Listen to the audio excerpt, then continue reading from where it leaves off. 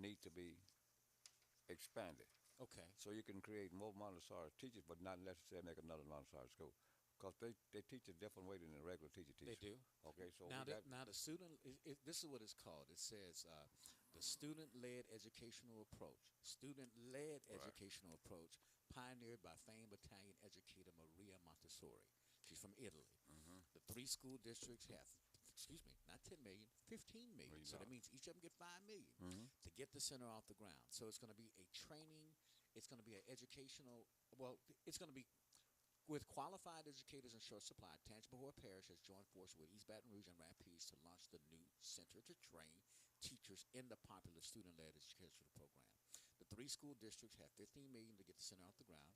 That's thanks to a grant from the U.S. Department of Education through its Magnet School Assistant program. The project will be based in and led by Tangipahoa Parish System. The goal is to dramatically increase the pool of teachers who have undergone the extensive certification. How big of a difference is the training to educate accredited public school teachers versus Montessori teachers? It's a world of difference. Okay, Okay. so that's why I just told you before we got on air that I was going to start off this year the same training that they give the Montessori teachers. We're going to give all the certified teachers in Rapides Parish. Hmm. I think they need some of that training too. Okay, if it's that good for Montessori schools, we should be great for all regular schools.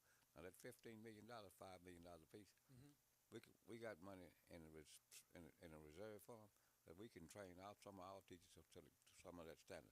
You might not be able to get 100%, but if we get 65 to 70% of our teachers trained with some of the Montessori concepts of teaching, then it'll be better for our students. And you can see that how that program is not only going to expand here in the state of Louisiana, but it's going to expand nationwide. Nationwide. And those Montessori teachers who are trained and get that certification, they make more money. Thank you, Lord. And let me tell you what, money drives everything, okay? Amen to that, And brother. so we're working on some more projects, okay? Say like Peabody used to be a 100% magnet school. Now, if it's 45, 50%, I'm shocked. Now, the students who's already there, but I want to put some of the programs that they took out of Hmm. Peabody Magnet School years ago, like broadcasting, Yes. welding, all that's gone, okay? Yeah. Okay.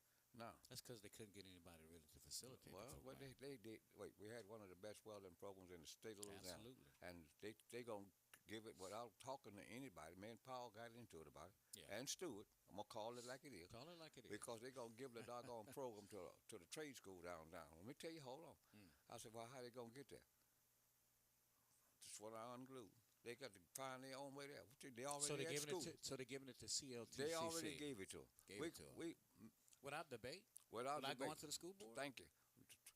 Really? That's why They didn't come to January. y'all? That's why January. I can't wait till the 7th. Oh Okay. my goodness. Oh, wait. We had a lady in the. Because that was a draw for Thank you. particularly at Peabody, Thank for you. those students to come from all over the district to come to Peabody to learn it, and it was successful. It's highly successful. Miss, So they took it and we, gave it to the college system. right. And guess how much money we had got a grant for? How much? About 6 months before they gave it away. How much? $300,000 grant. All that So we stuff just- was bought. So Hold we on. just forfeited that money No, over we ain't to the. forfeited. They was spent. The money was put into the welding room in the back of that school. Okay. It was already And all now the we equipment was there. and now we Guess gonna where? walk Guess away. where? Guess where it's at? It's at downtown. No, it's not. It's sitting there empty. The room where the Peabody welding So we shop just is spent still there $300,000 on equipment grant. to upgrade the welding program, and got and now and we're walking away from it and handing it. What was the reason Jeff Powell? They couldn't give me no reason. Well, we partnered with them. Man, you should have bought. And I didn't That's have supposed to enough. go through the board. I didn't have enough votes because I knew 5 of them other folks Yeah, don't look like me. they were yes man. They were yes. yes people. Okay. Yeah. But let me tell you, Peabody has But that lost. hurt Peabody. Right, it hurts people. Gonna tell me they gonna put music and dance in Peabody. Where the hell you gonna go find a job around Rapides Parish music and dance? Nowhere. So don't tell me Tell that. him, Mr. Buff. So Stewart got me so upset on that. I didn't go by Peabody for almost 6 months. I just saw a national news story how more and more high school students, and not just the students, because these trade programs, Mr. Bubba, Thank you. they used to be for kids who couldn't exceed academically. Right.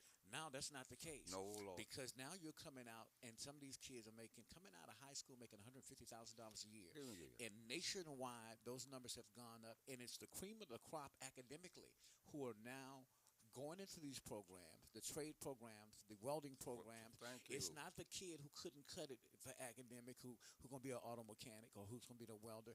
It's the cream of the crop now, because why should I go to college, get a 4-year degree, and then struggle to make $50,000 or $60,000 pay all that when I back. can get a trade school, utilize my college diploma, get their trade accreditation, and go and work for Elon Musk, the SpaceX program, Union Tank, and the like, and make upwards of $100,000 a Let year me right give out you- of high school. Let me give you the. Am I right? You're right. Okay. When I was left out of high school, I took auto mechanics. It got me in the military as a diesel mechanic. It might have got me sent in on, but that's just part of the equation. Yeah, Okay. that's the risk. When I got out the military, I went to work for Rockwell, working on the Apollo program. They said, "Well, you was a mechanic." I said, I could also do machinist work." Okay. I made me a machinist. I worked on the So Apollo. they helped get you the job at Rockwell, Right. Norman Rockwell. And then when I came home on vacation, I applied at that paper mill over that joking and went back to California. 2 weeks later, I get a call from my father. Some people want to know, when can you start. I said, how much money they paying? When he told me, I said, my wife was packing before I could get through with my daddy's phone. That's right. So anyway, let me tell you what. Now, look, similar story. My mom graduated from high school at Washington High School before coming from Beaumont, and was able to get a job at Lockheed doing airplane. Back at the time, they were resistors or transistors for airplane parts, and on the assembly line right there at Chennault Air Force Base, right out of high school, making good money. Then those jobs basically dried up after the Vietnam War. Well, They kind of went back, and she had to get back into the field because they laid most of those women that they were using off. well, talking about that, Peabody had classes at Peabody. Auto mechanics and all welding, everything. When Radio, I was right. television broadcast Right. journalism, Now all that's gone. Yeah. See, people got to realize. and Yeah, equipment is old. The TV equipment, I went and looked at it. It's all old. Well, we got that covered too. Just let me do my job. I'm gonna get what they need. Okay. Now here's what we got. You got these people today. The high school was created to send people to college. Yes. That's no longer here. These kids need to come out of high school getting a job. We lost a whole generation. Now you ride around Alexandria, Louisiana. You're gonna see that generation walk in the street because Like they got them zombies. ready to go to college, and they flunked wasn't out. college material. They wasn't ready. Thank you. Now, but if you get a child ready to go make $100,000 a year, Trade school? wait, Oh, they're there. gonna be ready now. But you see, we got people that's still thinking in the old way. These kids all ain't going because they can't afford it. And when you finish college, you got to pay that money back most of the time. Yeah, you do. I got 3 of them went. I had a student loan too. And guess what? Took me 15 years to pay it off. Them 3 I got lucky. Mm-hmm. Oh, they lucky. Okay? Because one of my nieces asked my son one day, "Why much your student loan?" He said, "He just mama dad took care of it." Yeah. Okay? But then I didn't buy It's nothing. falling on the students I now. didn't buy nothing new all the while I was in college. I never owned a used car till my first child went to college. There it is. So, but you see, these days, these people got to realize, get your child ready for a job. I hate riding around Alexander, and now Pineville getting the same way. Same way. They a whole generation of young men And and it's women. not just black thing. It's It's a black and a white thing. It's everywhere you Yeah. look. Okay? You're right, Mr. Bubba. So, ladies and gentlemen, January 7th, we're going to have our first meeting. Okay. We're not going to have, I haven't even looked at the agenda yet because I hadn't got it. Okay. And what we got going on there, we're going to have a committee meeting. I'm putting some things on the committee for us to take a look at Yes, sir. for the betterment of all the students. I don't care what color you are.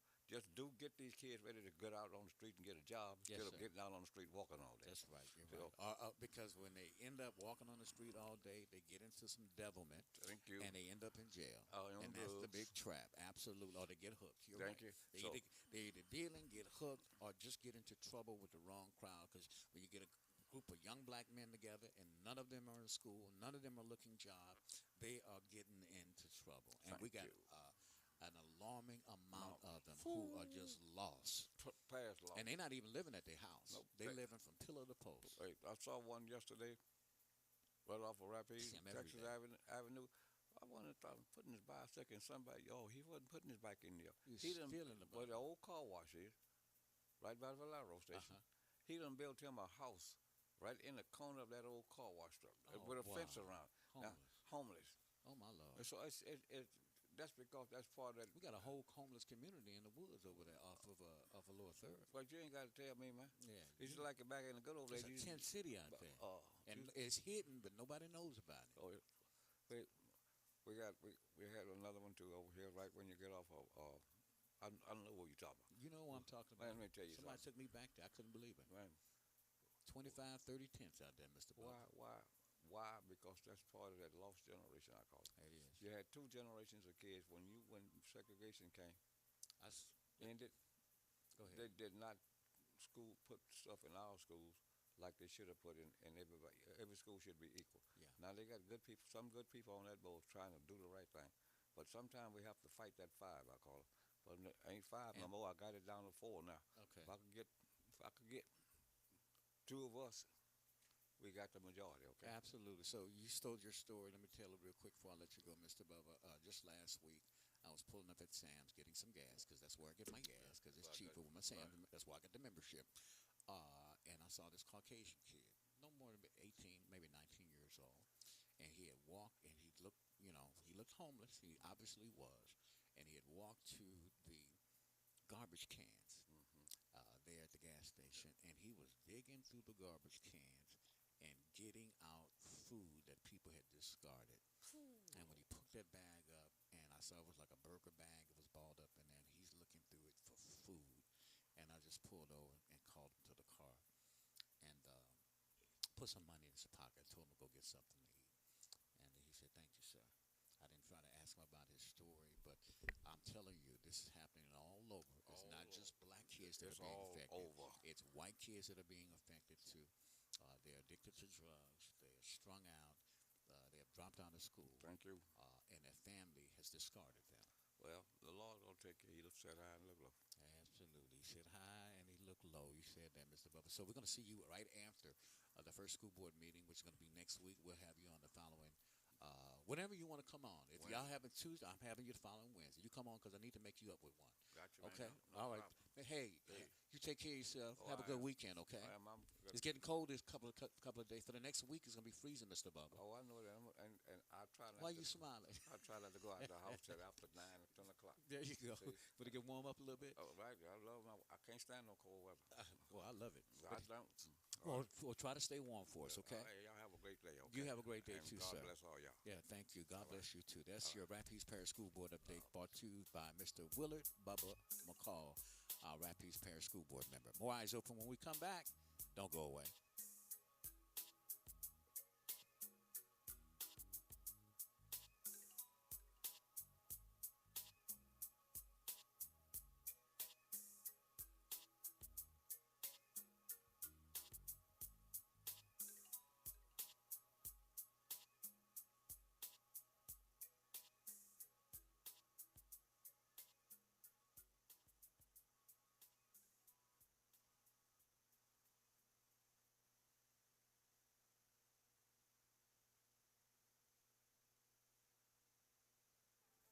Rapides Primary Healthcare Centers now has convenient locations to better serve residents of Central Louisiana. Now you can get affordable medical, dental, and mental health care at 1217 Willow Glen River Road and 605 Brown Bend Road in Alexandria and 1007 Shirley Road in Bunkie. If you need quality health care for your baby from prenatal, during pregnancy, and up until adulthood, then look no further than Rapides Primary Healthcare Centers. Rapides Primary Healthcare Centers continues to be the affordable, timely answer to all your family's healthcare needs. All services are available to anyone regardless of their ability to pay. You or your family will never be turned away. Rapides Primary is a certified KidMed site with a sliding fee scale. Payment is based on income and size of family. Medicaid, Medicare, and most commercial insurance is accepted for all medical services. For appointments and information on all medical services, call 318-487-4400. That's 318-487-4400. Rapides Primary Healthcare Center, now with 3 locations to better serve Central Louisiana. A new beginning to quality health care. Hi, this is Dolores with Robinson Family Mortuary. We understand that times are hard and life is challenging, but planning for the homegoing service for a loved one should not be. So we are offering a service starting at $3,000, which comes in various color options. If you need more information, please give us a call, 318-442-7300. You can stop by 1815 Military Highway in Pineville or Give us a call, 318-335-8656, to find out how our family can be of service to yours. Rapides Primary Healthcare Centers now has convenient locations to better serve residents of Central Louisiana. Now you can get affordable medical, dental, and mental health care at 1217 Willow Glen River Road and 605 Brown Bend Road in Alexandria and 1007 Shirley Road in Bunkie. If you need quality health care for your baby from prenatal, during pregnancy, and up until adulthood, then look no further than Rapides Primary Healthcare Centers. Rapides Primary Healthcare Centers continues to be the affordable, timely answer to all your family's healthcare needs. All services are available to anyone regardless of their ability to pay. You or your family will never be turned away. Rapides Primary is a certified KidMed site with a sliding fee scale. Payment is based on income and size of family. Medicaid, Medicare, and most commercial insurance is accepted for all medical services. For appointments and information on all medical services, call 318-487-4400. That's 318-487-4400. Rapides Primary Healthcare Center, now with 3 locations to better serve Central Louisiana. A new beginning to quality health care. Hello, fellow Americans. Now is the time to see your Exact Tax president, H. Wendell Isidore. President Isidore has been doing taxes for 3 decades, more than 20 years at the same location at 2005 Suite B, Lee Street in Alexandria next to M&M Meats. As your Exact Tax president, he has been able to get his supporters more than $100 million in refunds. Listen up, tax filers. Your Exact Tax president, H. Wendell Isidore, is dedicated and will provide all of his constituents with audit protection at no charge. Not to mention, H. Wendell Isidore was voted Who is Who Professional of the Year for Tax Business Services the last several years. File with him, and you can register to win for more than $50,000 in prizes, including a new car, which includes tax title and license. So if you want your taxes done right, on time, with the most easy advance refunds approved and dispersed within hours, Exact Tax, located at 2000 Lee Street, Suite B, next to M&M Meats, is where you want to go. The number to call your Exact Tax president is 318-483-6463. That's 318-483-6463. I'm H. Wendell Isidore, the tax president, and I approve this message. Good morning, this is Q Johnson with your weather forecast on this Thursday, January 2nd. Today's forecast is brought to you by Exact Tax. Get all of your money with Exact Tax. Today, sunny, highs in the lower 60s, east winds around 5 miles per hour, becoming southeast this afternoon. I'm Ms. Q Johnson, that's your weather forecast on this Thursday. Have a great day. Listen live every weekday morning at 6 a.m. for Eyes Open with Tony Brown Radio Show. The KTTP app allows you to listen to the best of old school R&B and today's hit 24/7, all day, every day, with the KTTP app available now in the App Store or Google Play. This is Eyes Open with Tony Brown on FM 107.5, The Vibe, and 1110 a.m.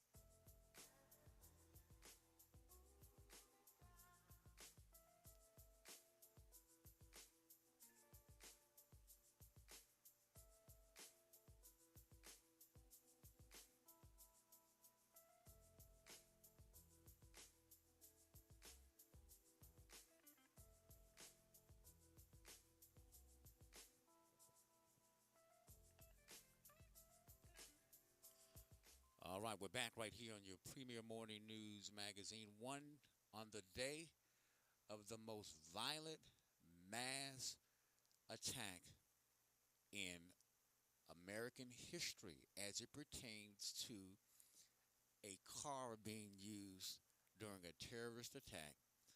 Authorities are sharing more information on the suspect, many of the victims, and where the investigation is now focused. Today, the questions remain on a motive, who may have been working with the man killed Wednesday morning by police, and more. The suspect, according to his own social media post, was born and raised in Beaumont, Texas, then migrated to Houston, where he rented a truck on the same app that within an hour after the 3:15 a.m. attack on New Year's Day, they had an attack in Las Vegas using a Tesla electrical vehicle as an improvised bomb by packing the trunk full of high-powered fireworks as well as gas cans full of gasoline, which injured 8 people. Now, the standing count right now, as we know it, at least 15 people have been killed in New Orleans after the driver intentionally rams into the crowd on Bourbon Street. Let's go to the very latest with CNN. Sudden terror on Bourbon Street. There were just bodies and the screams. You can't think about, unhear that. It was chaos and very, very scary. Everything the car is hitting, it's getting thrown. The vehicle ran through a crowd of people. There's multiple injuries, multiple casualties. They need to canal in Bourbon.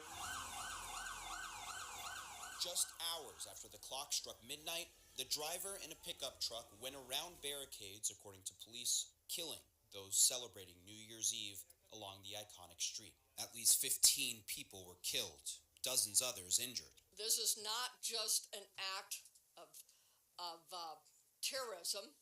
This is evil. The suspect, identified as Samshadin Jabbar, a 42-year-old man from Texas who previously served in the U.S. military. He was allegedly driving a privately rented pickup truck from Turo, an Airbnb-type rental site for cars. An ISIS flag was located on the trailer hitch of the vehicle, and the FBI is working to determine the subject's potential associations and affiliations with terrorist organizations. Once the vehicle stopped, the driver reportedly opened fire on responding police officers. Law enforcement returned fire, and the subject was pronounced deceased at the scene. 2 law enforcement officers were injured and transported to local hospitals. Witnesses are asking questions about why the city's steel mechanical barricades weren't up prior to the attack. There was police there at the entrance, a lot of police there, but the metal barricades were not up. Bollards were not up because they are near completion. The FBI, which has taken over the investigation, does not believe the suspect acted alone. We are aggressively running down every lead, including those of his known associates. And the Sugar Bowl for college football, scheduled to be held in New Orleans, has been postponed. All agree that it's in the best interest of everybody and public safety that we postpone the game for 24 hours. Omar Jimenez, CNN, New Orleans. And of course, family members and school communities have identified 6 of the victims that were killed in that New Year's Day terror attack on Bourbon Street. 18-year-old Nakaira Dido, a native of Mississippi. Nakaira was described by her friends. She's a young, beautiful African-American girl. Her family and friends describe her as a young woman with big dreams of becoming a nurse. She was celebrating New Year's Eve in New Orleans with her friend Zion Parsons, who witnessed the attack. 37-year-old Reggie Hunter. Reggie Hunter, a father of 2 from Baton Rouge, made a last-minute decision to visit Bourbon Street after finishing his shift at work. Hunter and his cousins were both struck by the speeding vehicle. His cousin survived with injuries, but Hunter tragically died. Now, Hunter had a young son as well as a 19-month-old baby as well. Family members described him as a devoted father who loved life, according to his cousin. 28-year-old Tiger Beck, a former Princeton University star and graduate. Tiger Beck was among the victims of the attack. I think he was a graduate of St. Thomas More. The 28-year-old Lafayette native was remembered as a standout athlete. The older brother of former LSU football player Jack Beck. In her late 20s, Nicole Perez. Nicole Perez has been identified. Nicole was a single mother of a 4-year-old son, had just been promoted to manager at Kimmy's Deli in Metairie. Her co-worker Kimberly Usher described her as a hardworking woman who was passionate about providing a better life for her son, Milo. Kareem Badawi. Among the victims was Kareem, a recent graduate of EHS, or Episcopal High School. Friends and classmates remember him as a kind and ambitious, though further details are not yet available. And the final person that has been identified, of the 15 killed so far, who have died so far, 6 identified. Our 6 is 21-year-old Hubert Gothrow. Hubert Gothrow was a graduate of the Archbishop Shaw High School. That was confirmed that Hubert was among those killed in the attack. Gothrow graduated from Shaw in 2021 and is remembered as a bright and promising young man. Let's go live right now to my good friend and pastor, none other than Pastor Jock Williams, who was on the New Orleans Crime Commission.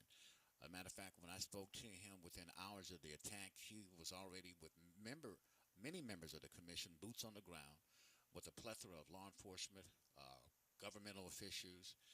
You had the sheriff, I saw her. You had the district attorney, Jason Williams, all doing their rounds on national media. Of course, Mayor LaToya Cantrell and the like. Pastor, welcome back, and certainly our prayers going out to the entire city of New Orleans. And to this journalist's knowledge, this is the first terrorist attack that I can remember as a journalist covering here in Louisiana that we've ever had really in New Orleans, because I saw how Times Square prepared. They had the concrete barriers out. I saw how Las Vegas and Los Angeles prepared, and most of these urban sectors throughout our country were prepared because more than 30 days ago, the FBI had issued out a warning. And this was similar to, this particular attack was similar to what happened in Germany when a radical drove through the Christmas festival down the main primary thoroughfare in Germany, killing 8 people. This was worse because we got 15 people. And I think when I looked at it, the only thing that stopped this guy was that that construction equipment that he rammed into. And then he got out of the car with an assault rifle style weapon and then began firing indiscriminately in the crowd. And, of course, that's when police were able to take him down. So, again, our condolences and prayers going out to the entire city of New Orleans, and certainly prayers to all of the people who this morning, more than at least 2 dozen who are still fighting for their life this morning. Yeah, good morning, Brother Tony, and to all your listeners and your staff. This is indeed a somber morning. We are still in the process of trying to figure out and decipher what not only occurred, but what caused this individual to choose to target New Orleans in the first place. The one thing that I can say is that I'm so grateful, filled with gratitude at not only the love and support and prayers and compassion that have come from the worldwide audience and people across the globe as they express their concern and their heartfelt condolences towards our city. But the one thing that I'm encouraged by is the resiliency of our people, from our law enforcement and all those different agencies coming together to try to figure out and put all the pieces and components of this puzzle together to really get to the root core of what's truly transpired, and even more so to our citizens in our city and how they have galvanized together and come to understand that we have a greater enemy than one another.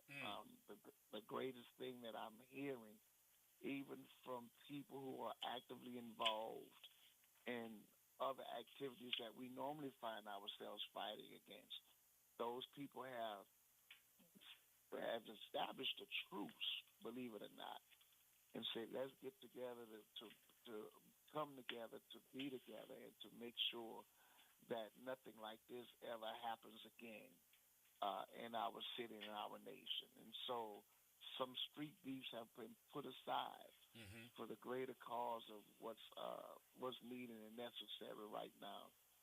And that's for us to get back to being a city where care might have, they say we're a city that care forgot, but we haven't forgotten how to care. And I'm encouraged by that. Absolutely. And of course, we can't say enough about, as you mentioned, the resiliency of New Orleans and the people of Louisiana. Of course, President Biden came out and spoke very highly about it, as well as President-elect Trump, looking at just the amount of sheer law enforcement that we had in the French Quarter area, as we did for Bayou Classic. But we know that we can post up all the police that we can, but if somebody is hell-bent on doing damnation and destruction, they always seem to find a way. Now, the first thing that I noticed when I saw the first report coming down is that the traditional barriers that I'm accustomed to seeing, particularly at that gateway, because that's the gateway to the French Quarter.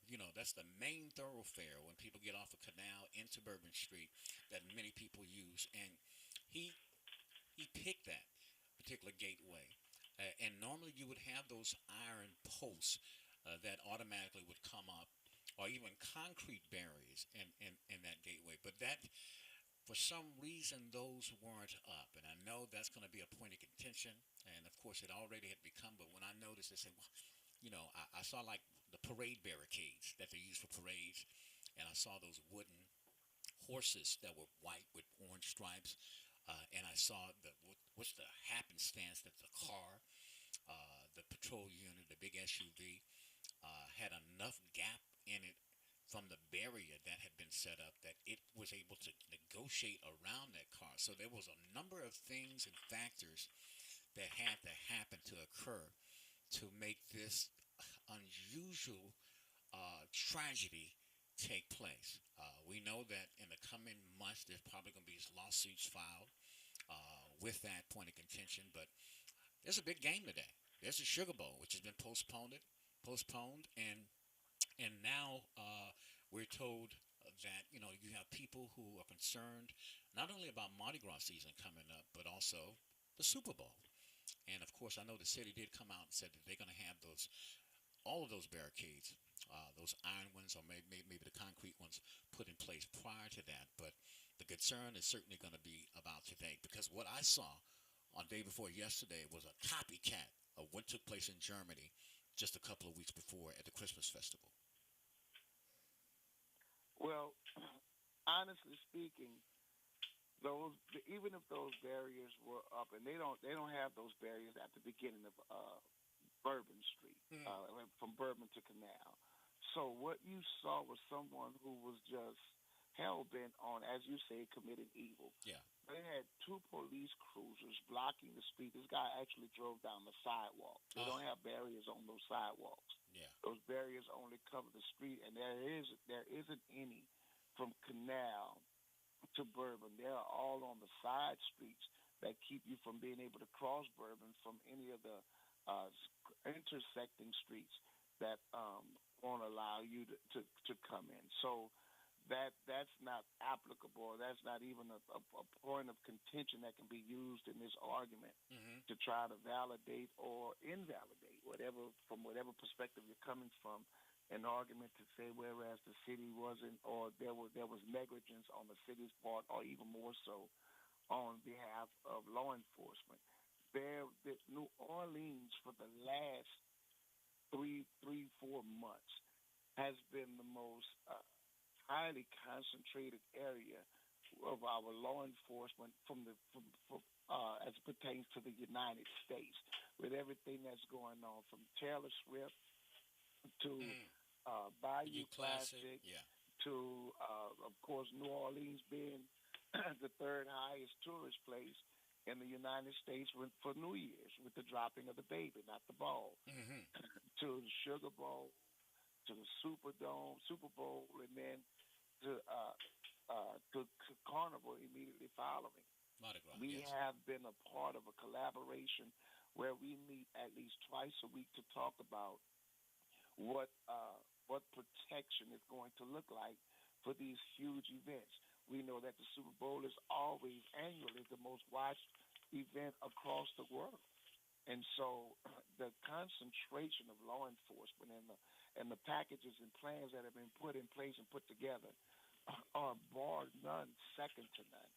And so for this person to be able to pull off what he pulled off is just, again, a brazen act of evil Yeah. that was contrived in the mind of an individual who was determined to commit and do what it is that he did. And he took the only position and place and route that you could possibly do what it is that he did. And it just so happened to be on the night when Bourbon Street was just filled to capacity from New Year's to Sugar Bowl, so on and so forth. The thing that I would like to do is commend the fast actions of our law enforcement, Absolutely. especially local law enforcement. Absolutely. One of our officers are the ones who took this man down Wow. and didn't injure anyone else Yeah. in the midst of that. Two of our officers that were shot. One of them was shot, and there was a lady who was so drunk she wasn't able to really comprehend or fathom what was going on. So she was standing over him, asking him if he was okay, and he literally stood up and pushed her to the ground, laid on top of her, while another officer came and eliminated the threat. Wow. Even more so, I have to commend the actions of our chief of police. Yes.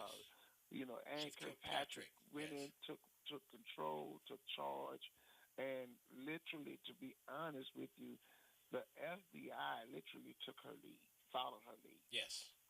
It was as though she was born and bred to do what she did, and she did it.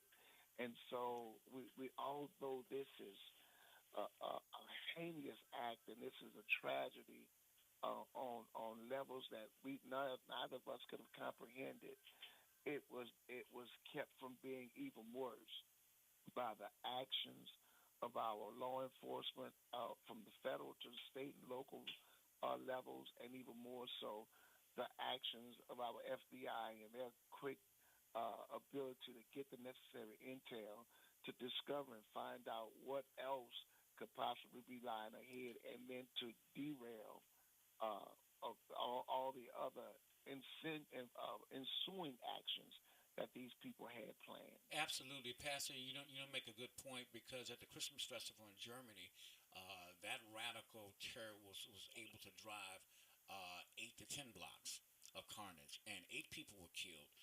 What God had put in place was that piece of construction equipment. That is what ultimately stopped him and rammed that truck into that vehicle. And when he stopped after only 3 blocks, because you know how long Bourbon Street is from Canal all the way, more people and blocks of people could have been killed had that construction equipment that it looks like the thing with the long, like a shovel on it, but it was a small mini one. But that is what stopped him from continuing, and then at which point he got out of the vehicle and started randomly shooting into the crowd. And then, of course, as you mentioned, those two New Orleans police officers were able to take him out, so to speak. So we're going to continue to ask for prayers for the city of New Orleans, to ask for prayers for the state, and certainly for those law enforcement officials, Chief Ann Kilpatrick, as well as, of course, our Mayor, LaToya Cantrell,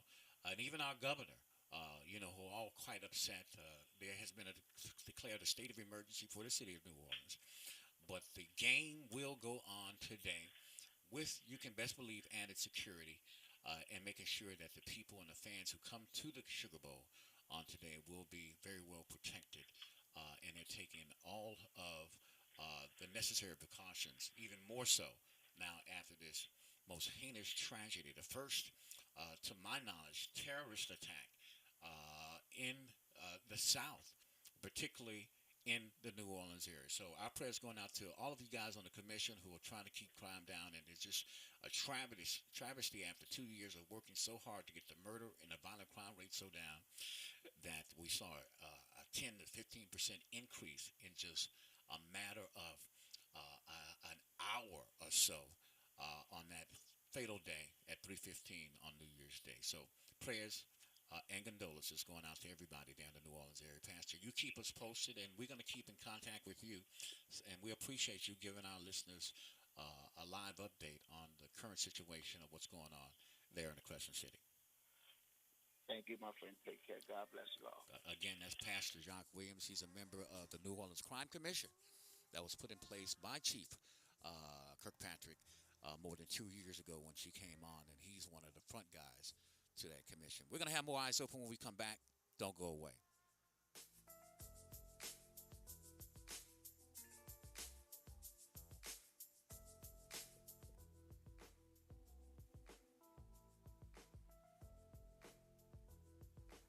Rapides Primary Healthcare Centers now has convenient locations to of Central Louisiana. Now you can get affordable medical, dental, and mental health care at 1217 Willow Glen River Road and 605 Brown Bend Road in Alexandria and 1007 Shirley Road in Bunkie. If you need quality health care for your baby from prenatal, during pregnancy, and up until adulthood, then look no further than Rapides Primary Healthcare Centers. Rapides Primary Healthcare Centers continues to be the affordable, timely answer to all your family's healthcare needs. All services are available to anyone regardless of their ability to pay. You or your family will never be turned away. Rapides Primary is a certified KidMed site with a sliding fee scale. Payment is based on income and size of family. Medicaid, Medicare, and most commercial insurance is accepted for all medical services. For appointments and information on all medical services, call 318-487-4400. That's 318-487-4400. Rapides Primary Healthcare Center, now with 3 locations to better serve Central Louisiana. A new beginning to quality health care. Do you have a wound on your lower leg or foot that just won't heal? Are you experiencing pain from a diabetic foot ulcer? Are your toes turning black? If so, you are at great risk for amputation. LACVT is a leader in preventing amputation in Sinla. We have several wound healing options with outstanding outcomes, and we accept all insurance. Call LACVT at 318-442-0106 to schedule an appointment so that you can keep walking. Did you know at Alexandria International Airport, you can go from roadway to runway in minutes? From cruising down I-49 to cheering at the Daytona 500. From Highway 1 in Marksville to the Vegas Strip. From the front gate of Fort Polk to the Golden Gate Bridge. AEX, your destination to the world starts here. To book a flight or for more information, visit flyaex.org. Hey, I need to speak to the president. Hello, my fellow Americans. It's your President Donald Trump. Nah, not that president. I'm talking about the tax president. H. Wonder Isidore from ExactTax. President Isidore has been doing taxes for 3 decades. More than 20 years in the same location. That's 2005 Lee Street, Sweet Beat, right next to Eminem. Meet the tax president is dedicated. Plus, he's hitting his customers with the audit protection at no charge. And you know you need that protection. Not to mention, H. Wonder Isidore was voted Who's Who Professional of the Year for tax business service the last several years. And when you file with ExactTax, register to win more than $50K in prizes, a new car, including TTNL. So if you want your taxes done right, on time, with the most easy advance refunds approved and dropped in your account within a few hours, hit up ExactTax, 2005 Lee Street, Sweet Beat, right next to Eminem Meat, or call 318-483-6463. That's 318-483-6463. Go see ExactTax, and I approve this message. Hi, this is Dolores with Robinson Family Mortuary. We understand that times are hard and life is challenging, but planning for the homegoing service for a loved one should not be. So we are offering a service starting at $3,000, which comes in various color options. If you need more information, please give us a call, 318-442-7300. You can stop by 1815 Military Highway in Pineville, or if you happen to be in the Oakville area, Please give us a call, 318-335-8656 to Listen find out. live every weekday morning at 6 a.m. for Eyes Open with Tony Brown Radio Show. The KTTP app allows you to listen to the best of old school R&B and today's hit 24/7, all day, every day, with the KTTP app available now in the App Store or Google Play. This is Eyes Open with Tony Brown on FM 107.5, The Vibe, and 1110 AM, KTTP, Alexandria, Pineville.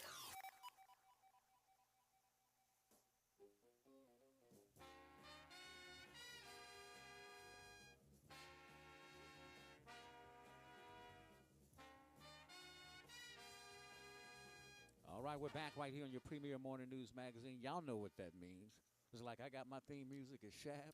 That's his theme music, The Horse by Cliff Norris. And, of course, that means we have one of the most winning high school basketball coach in American history. He's in the top 5, and certainly the most winning coach in the state of Louisiana out of any sport, my good friend.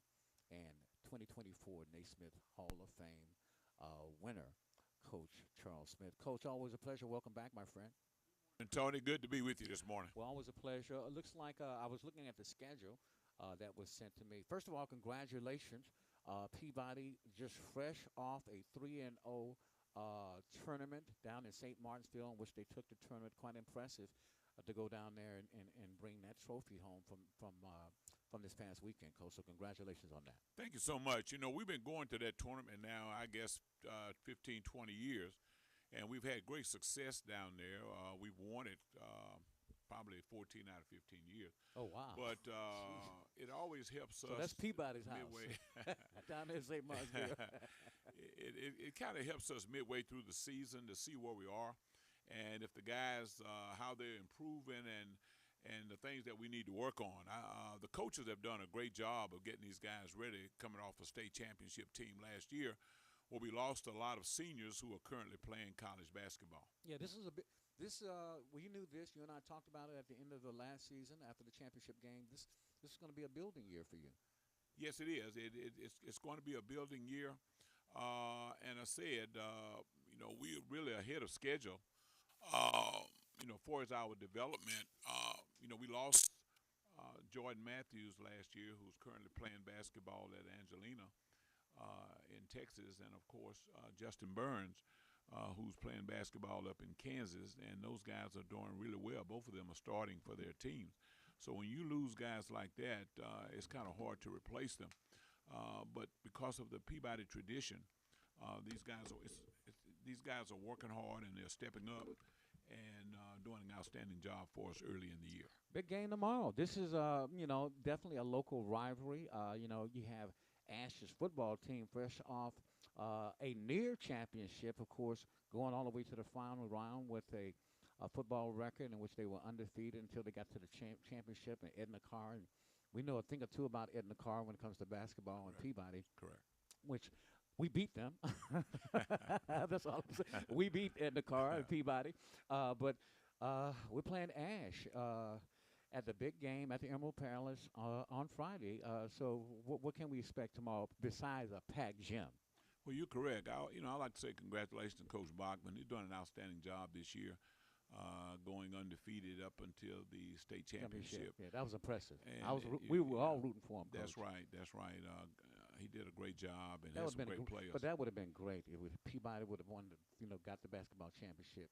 If Ash could have got a state football championship, that would have been just Correct, amazing. Correct. It's good for the area. Absolutely. And I look at it this way.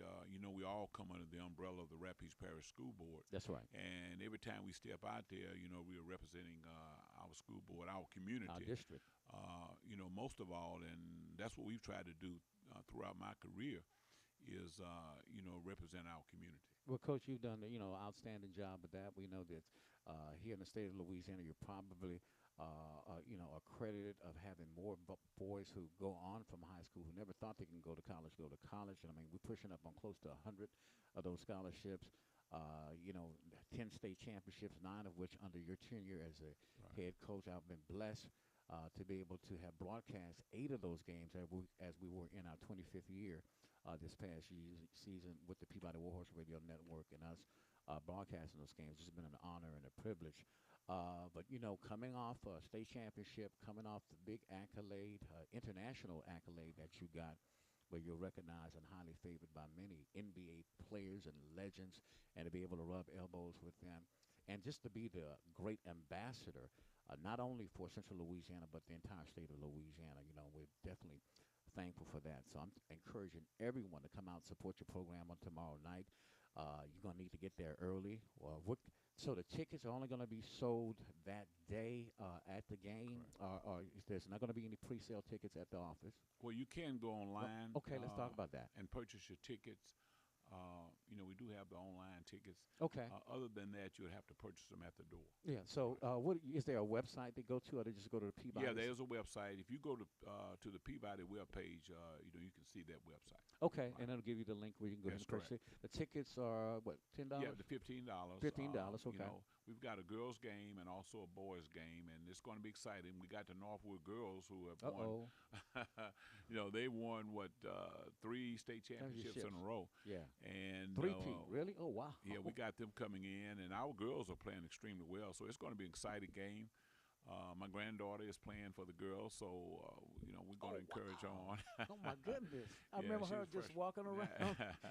She's a freshman this year and doing an I've seen outstanding her. job. I've seen her. She got skills. Right. Yeah, she's working. But even your grandson, I see him out there halftime shooting the ball, and even the little bit. They're all been indoctrinated into basketball, That's correct. and they can shoot. Right. Yeah, and I know your daughter can shoot, man. I know she can dribble because she's been dribbling since she was like 3. That's correct. Yeah, so she's a good ball. What position she play, Coach? She plays point guard. Okay. She plays point guard. Who would have? Yeah, absolutely. That is fantastic. Right. Well, her dad played point guard. That's correct. Okay, and so the apple don't fall far from the tree. And, You're the only one that didn't play point guard. And a cousin who's currently playing point guard over in France. Absolutely. So Coach, you breeding point guards. I ain't mad. You breeding winners and champions and college potential. So we commend y'all. So again, the tickets are $15. You can go online to Peabody's website and purchase them early. It's going to be standing room only. That's correct. The girls' game starts at what time, Coach? 6 o'clock. Okay, and the boys' games follow soon after, probably around 7:30. Again, Coach, congratulations. And Peabody's really, halfway point, through the season. What's our record like? I think we lost maybe 1. Well, we're 15-1, and Ash has a great team also. So it's going to be a battle of Alexandria. But it's going to be a nice, friendly game. Both teams are very talented, and this is kind of a lead up to us going up to Massachusetts. We're going up there for the Martin Luther King tournament in Boston, Massachusetts. This the first time you hit that tournament? First time we've been to that tournament, and I was invited to that, of course, because I'm a Naismith Hall of Famer. Oh, absolutely. So that's one of the benefits. Oh, absolutely. So, again, Coach, congratulations again on the win from last week, winning the St. Martinville tournament. Thank you. And we wish the boys and the girls both the best on tomorrow for this local hometown rivalry. But we know they're going to be playing at the Charles Smith Emerald Palace. And when you come into his house, bottom line, we like to clean up our house. And then we'll open the door nicely for you as you leave on your way for the long ride home. Because we'll see you at the game. But come out and have fun. We're going to have plenty of security. And, I think it's just going to be a fun night. I think it will, too. So, again, congratulations, Coach. And again, keep doing what you're doing, sir. Thank you so much, Tony. All right. There it is, folks. The big game tomorrow, the local rivalry between Alexandria Senior High School going to the Charles Smith Emerald Palace. That's going to be tomorrow. Girls' game starts at 6. Boys immediately following. Tickets are now on sale online. They're only $15, and you can pay at the door. It's going to be standing room only, so you better get there early. We're going to have more eyes open when we come back. Don't go away.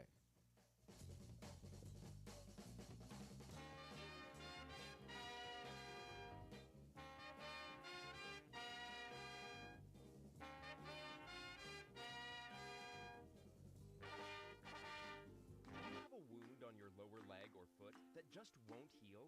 Are you experiencing pain from a diabetic foot ulcer? Are your toes turning black? If so, you are at great risk for amputation. LACVT is a leader in preventing amputation in Sinla. We have several wound healing options with outstanding outcomes, and we accept all insurance. Call LACVT at 318-442-0106 to schedule an appointment so that you can keep walking. Hi, this is Dolores with Robinson Family Mortuary. We understand that times are hard and life is challenging, but planning for the homegoing service for a loved one should not be.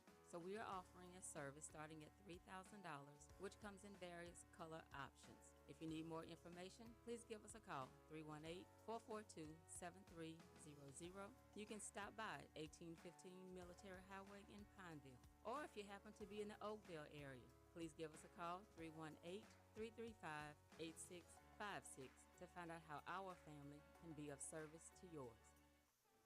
Rapides Primary Healthcare Centers now has convenient locations to better serve residents of Central Louisiana. Now you can get affordable medical, dental, and mental health care at 1217 Willow Glen River Road and 605 Brown Bend Road in Alexandria and 1007 Shirley Road in Bunkie. If you need quality health care for your baby from prenatal, during pregnancy, and up until adulthood, then look no further than Rapides Primary Healthcare Centers.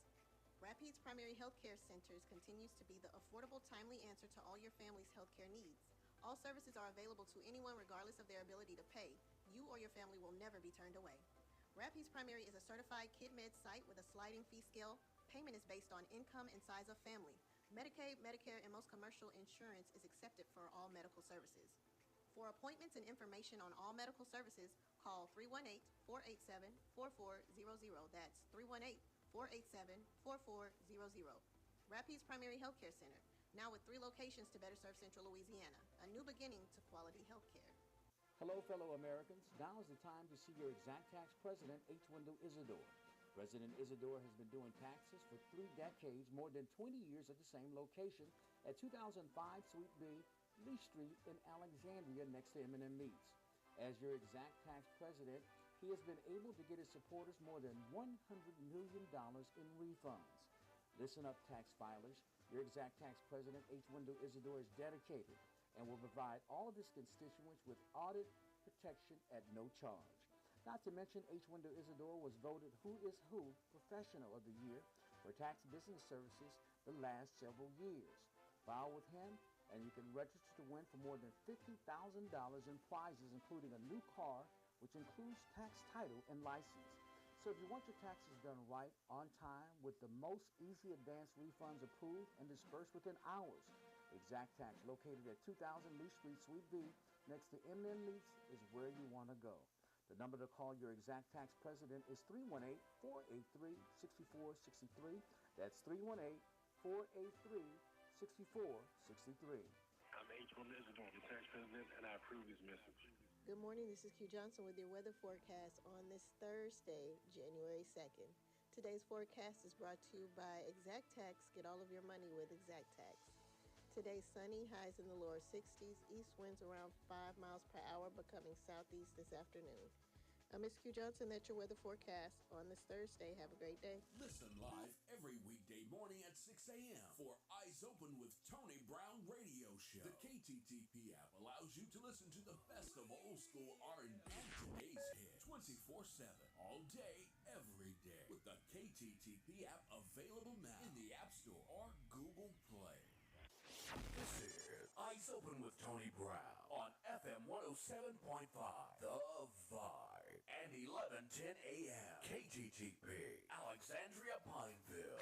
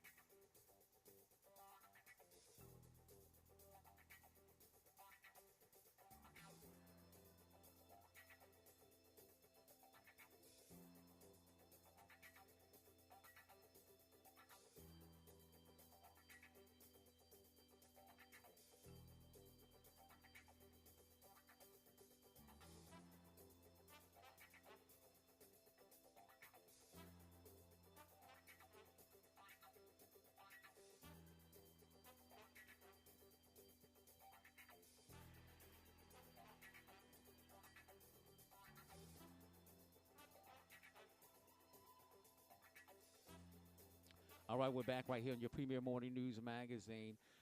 We got coming up Bishop Justin Connor, of course, with the Concordia Parish NAACP, a freedom fighter. You know, me and him are cut from the same cloth. He speaks truth to power. He backs it up with that word. He's in one of the most racially divisive parishes in the state of Louisiana, there in Concordia. Now, Concordia Parish School Board still under a 1965 consent decree because for 60 years now, they still have not been able to get their schools desegregated. The system has not, they're trying to get unitary status. They haven't been able to get to that from the Department of Justice. Now the rubber has met the road. They had until the 31st to submit a plan to the Department of Justice. And I'm pretty certain of what I've seen and what was sent to me from Concordia Parish on the past couple of school board meetings that they're not interested in doing the right thing. They're more interested in fighting the DOJ, telling them that they do not want to combine the schools in Faraday, which are predominantly black, versus the ones in Vidalia, which are predominantly white. So they are still segregated. And they had 60 years to come up with a plan. They haven't done so. And I don't think they met that deadline because they have encouraging words from Liz Morrell, the Attorney General, who, of course, has the ear of the governor. And in this current right-wing environment, when they go to court, because it's going to court, they could possibly, with this current makeup of the Supreme Court being as far right conservative as it is, overturning, abortions, overturning a lot of things that were well hard fight through the civil rights movement, and they're going to take their chances. And if they go to the Supreme Court, if they go to the lower courts, I think they're going to have problems. But if it goes to the Supreme Court, you never know. The Supreme Court says, you know what, leave the schools how they are. And that's why you have more schools now who are going to a charter or a private school system. And now they have pushed to have the money follow the student now. Because now you have a lot of students who are going to parochial and private and church schools who are getting public school money to do so. And what it's doing is it's destroying the public school system. So there's a big old fight up there. We're going to talk to the bishop about what's going to be done and, of course, get the very latest there. We also have Dr. David Holcomb coming up on the back end as we'll talk about healthy goals for 2025. Warning cat owners about bird flu, which has been found in raw cat food. It has mutated to a more contagious virus found right here in a severe case in Louisiana man who got it from yard birds. You know, those chickens that we have in the backyard, past? Yeah, we had some yard birds back in the day, and people still have them. You know, many cities have made it illegal to have horses and chickens in your backyard now because of the smell and the noise. But I don't know. We're going to have to go back to yard birds. Man, ain't nothing like some good old yard bird. Well, let's keep it right here. Give us just about 30 seconds to go ahead and convert. It's 9 minutes past the hour. The next voice you'll hear is, of course, Pastor Justin Connor with the Concordia Parish NAACP.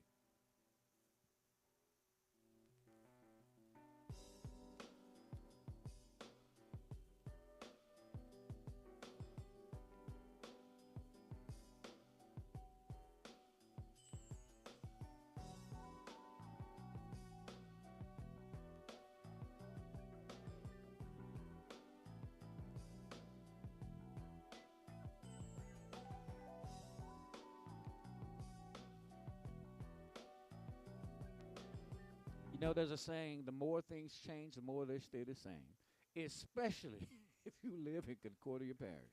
Now, they have had 60 years to try to get unitary status, not unlike Rapides Parish, that, most Louisiana schools, once they reversed Plessy versus Ferguson and during the Brown versus the Board of Education, where they voted and overthrew Plessy versus Ferguson, which issued in Jim Crow that said that separate but equal, as long as it was separate and equal. Well, the 1964 Brown versus Board of Education said not only are they not separate, they're not equal, and that's when, of course, the legislation came out and made it the law of the land that schools throughout the South and across the country had to desegregate. The problem was, although the Brown versus Board of Education was in 1954, many schools did not integrate the schools until they were forced to. And Louisiana was at the top of the list because they didn't really start forcing them until the 69, 1970, when I entered the first grade, because my mama told me, she said maybe a couple of months during that summer of 1969, they sent out to all the school districts that the federal government had locked down and said, look, none of y'all have desegregated these schools, and y'all not going to get any federal money. So when they stopped the checks, that's when the school systems throughout the state came up with a plan in a matter of months. They had 10 years. They had almost more than 10 years because you're talking about almost 15-year period, which many of them did nothing to follow the federal law and the consent decree. And then when they were forced to because they wasn't going to get that money, they went in, and that's when they really started busting in 69 and 70. And I'm a product of that, going to a majority all-white school being bused from the projects in North Lake Charles to downtown Lake Charles to Central High School, which initially was the only high school, or what they called Lake Charles High School back in the day. Now, so many school districts, most of them in the state of Louisiana, do have unitary status. They are no longer under the supervision of the Department of Justice. But in Concordia Parish, they still are. Bishop, welcome back. Good morning, Tone. Good morning. Always a pleasure, man. It's just good to be in your presence. Don't even say that.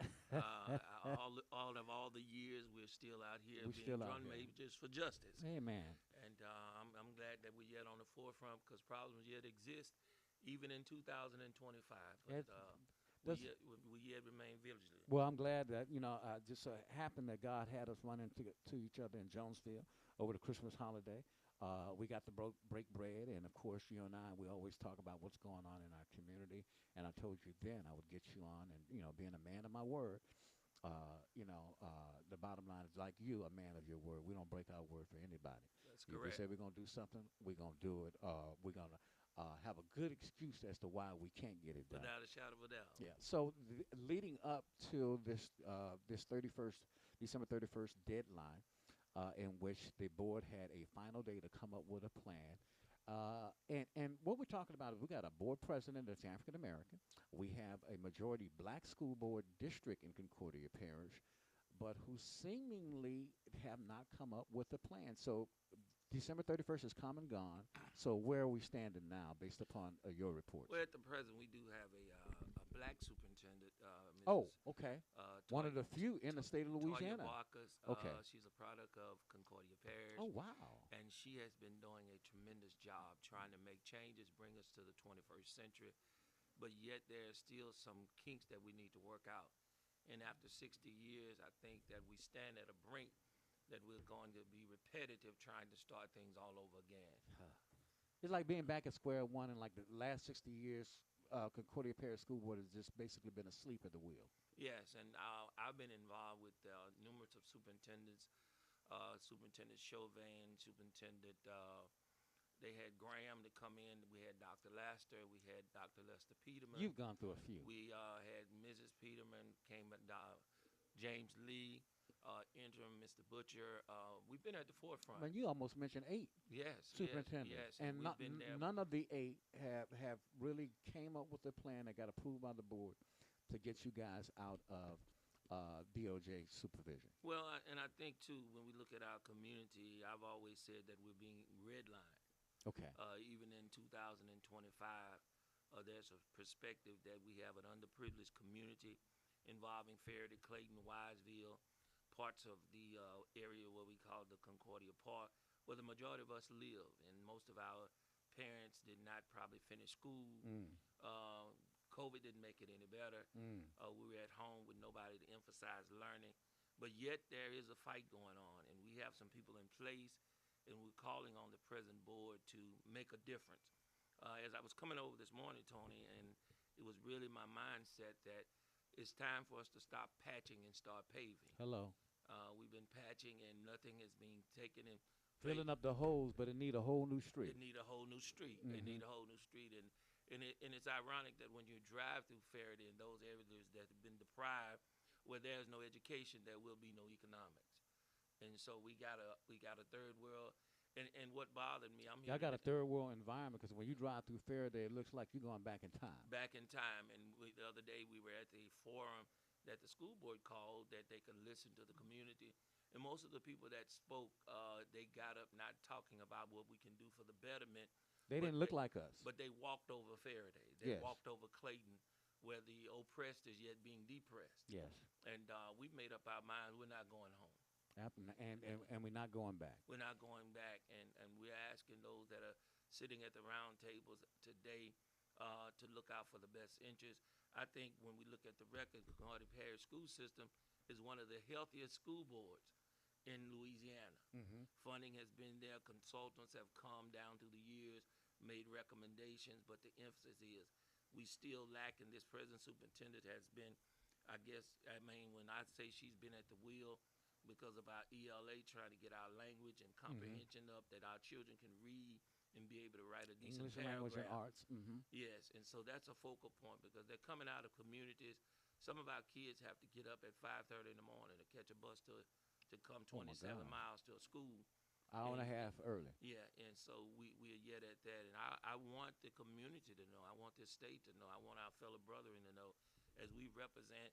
We formulated back in 2008 a community effort called We Care.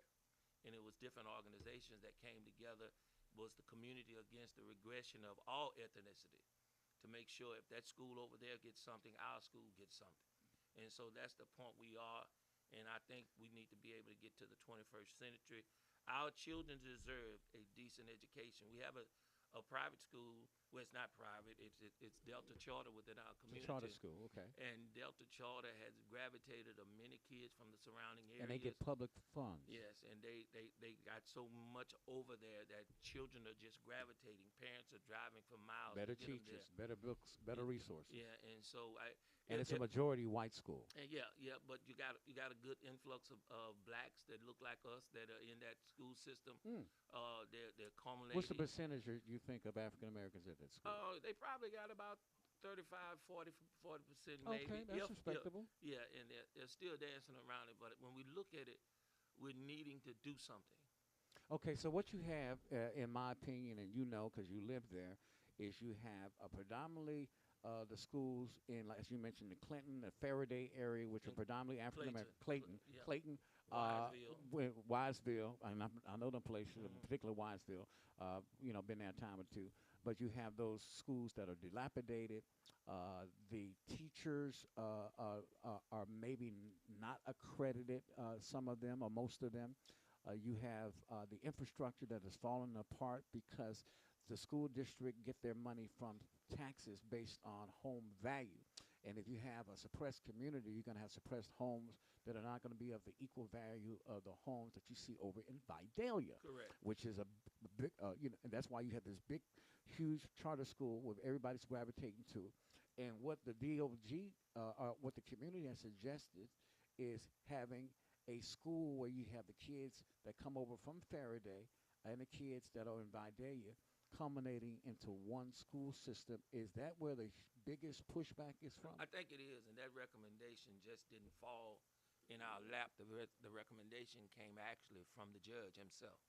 That's because what when he saw nothing was being done, they put pen to paper and they sent it down where they wanted to my knowledge, the pre-K to second to go to the Vidalia school, and that the third graders through 8 would go to Faraday schools. Well, the fact of it is, oh, so they're talking about taking those Vidalia kids from third grade, you said, to 8, and bringing them over to Faraday, and that's where the problem that's lies. where the problem We is. don't want our white kids coming over to this black community, going to this what has traditionally been an all-black school. Right, and it's down in the community. Yeah, it's in And the hood. It's in the hood. That's what you hear. And what I'm saying is that if they don't want to bring the children, bring the teachers that are qualified. Come on. Yeah, because our neighborhoods are to be respected. One thing about us, we've learned to get along with everybody. Yes. And as we Because sit y'all here, had to. we had to, Mhm. without a doubt. And so the judge has made a decision, but the school board voted to send it back to the judge. So I'm saying to those That which that is disrespectful to the judge, because the judge said y'all had 60 years to do this. Now y'all didn't come over with a plan. I got one. Let's move these kids over here. Keep the ones in Verde from the pre-K or whatever to third grade to eighth grade. Let's put them over here in Faraday. That way we're combining the school pupils, and we are basically desegregating the school system in doing so and consolidating resources. Right, and I see as a parish our population has dropped, and we have As a lot, most parishes we in have a rural lot of areas. buildings that are open that we're spending good money on, for us keeping them on, electricity, insurance, feeding programs, and I think that money would be more probable used toward Faraday schools and those schools that are in need, instead of just wasting them on keeping facilities open. And so that's the problem, and a lot of negative comments were made toward Faraday, those in the I north saw it, part, yeah. and many did not speak or say anything in response. I didn't get that. But they spoke their hearts on the other end. Okay. Saying, hey, They did. we're not coming down there. We don't want our kids going down and there. we don't want y'all They coming did. down here. They did, and it's the same fear. And one of the gentlemen that spoke up, I got to give it to him, having the courage to get up there, because I didn't see many black people getting up there speaking. They were in the audience, though. Yeah, they were in the audience, but they didn't get up to speak. Right, There's a that's big correct. difference being That's in the correct. audience and watching what people are saying, but not voicing what you feel and being afraid that white people gonna look at you a certain way. That's correct. So I felt that, and this guy, using scripture as many of us do, know how to use the word. Dr. Martin Luther King was a master of Right. it. Because when you put scripture on so-called Christians, they're supposed to be able to understand that God's word is the truth. Now, Correct. what you're talking about is going against what God or what God's word says. So you don't call yourself a Christian when you're coming up here and you're trying to be fearful and hateful. Right. Because that's what they're doing. They're trying to basically keep their kids over there segregated from black kids. Yes. And it's the same old battle from Jim Crow days. So don't tell me, you sitting up in the evangelical Pentecostal church or Assemblies of God, whatever it is on Sunday, and then, you're fighting the school system for trying to get unitary status and have these kids, both black and white, have fair and equal treatment as it pertains to teachers, resources, and infrastructure, because they deserve the same education that your kids are getting over there in Vidalia. And that's not the case. So that's a slap in the face to the judge to send it back and say, we ain't got nothing for you, judge. And what do you think the judge is going to do? He's going to take this thing to court. They're going to go to court on this thing. Yeah, and I'm just asking that those that are representing our communities, that they would take a stand, have a plan in their hands to present, because most of the people in the community The don't deadline even, was the 31st, though, Bishop. Yeah, but if we come that the discussion that comes up, just don't allow it to be mute. Okay. Because you got a lot of people in our communities don't even know what's going on. Yeah. People are unlearned, and they're just going with the flow. But Eyes closed. Yeah, eyes closed, eyes closed. Keeping their head down. Keeping their head down. Yeah, exactly. Yes, yes. And you and I, we ain't about keeping our head down. No. It's And look, and I would, Bishop, I would love, if they have another meeting before, which I don't see, I think this thing's going to court, but if they have another meeting, call me up, and I'd love to come down. Yes, sir. We'll keep you informed. Well, you keep doing what you're doing, brother. You one of the guys that I love to have on. You're a freedom fighter from back in the day. You and I did some work during the Gina situation, Yes, and sir. You always seem to pop your head up where the trouble is. Yeah, wherever the trouble Yeah, is. but it's good trouble, Either baby. you come clean or you Stay away nasty. Stay away nasty. And we get into trouble all the time, but it's good trouble. Amen. Thank you, Tony, for having us on. Bishop, as always a always. pleasure. Yes, yeah, sir. this is, like I said, there's a handful of people throughout the entire state who I know they heart are in the right place, and they will fight the devil, because that's what we fight. Yes. We fighting. This fight is against is about good overwhelming evil. Yes, This is about powers and principalities In high places. in high places. In high places. Yes, but we know God sits high, but He looks low. And we're going to ask for prayers for all the people over there at Concordia, particularly those school board members, which they have the power. They got a superintendent who's on their side. They got a majority She's black doing school an awesome district, job. and they just need to be not afraid to use the power that their people have elected them to do. That's correct. And that's part of the problem. That is a problem. Yes, sir. God bless you, my friend. Blessings. Thank you. Yeah, and keep me posted on that. Will do. All right. Happy New Year's to you. Same to you, brother. Bishop Justin Connor, president of the Concordia Parish NAACP, and he's also district vice president of that area. Am I right about that, No, not him. Okay, well, anyway, you got a tough enough job as the president. We're going to have more Eyes Open when we come back, folks. Don't go away.